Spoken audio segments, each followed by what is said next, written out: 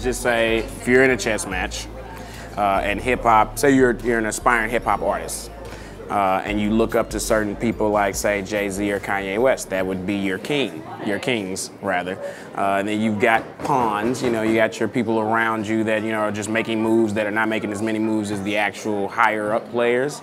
You kind of pay respect to the people that are above you and that have come before you and paved the way for you. So, in a sense, the king has to respect its pawns because it's making its way across the board for him to be able to dominate the other side. And it's pretty much the same thing on hip hop. So right now, if you look at me in the scale of being an aspiring hip hop producer, I would have to look up to Kanye and Timbaland and Pharrell because at the moment now, I'm just a pawn trying to make my way across the board pretty much with them behind me because they paved the way.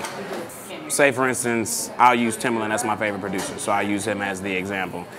He is completely abstract no matter what genre of music that he does, but it's overall still him. But he'll take a pop song and he'll take it off this way. He'll take the components of what he's heard that's made successful top 5 pop songs, and then he'll Timbalanderize it, like however you want to call it, and he'll add his components to that. And that's just with anything. So I look at, what he's doing, and then I apply what I want to do to his success pattern.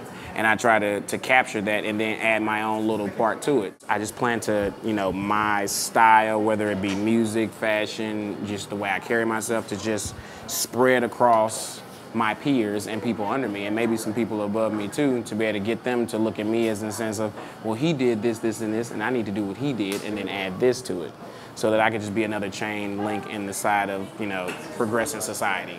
If they stopped right here, picking up the slack where they stopped and then taking it further for the generation after me for the next game, we ultimately know what we want to do. We want to be at the very top of the hip-hop hierarchy. So whether it be they want to be the next Outkast and I want to be the next Timbaland, we know what we need to do to be able to get that accomplished. So the overall objective on the other side, on your chess side, is you want to be able to trap the king so that it can make obviously no move. So everybody has to work in harmony, doing their own specific part without paying attention to the other person, and then being able to come together too at the same time for the overall objective. I'm gonna be one of the next super producers.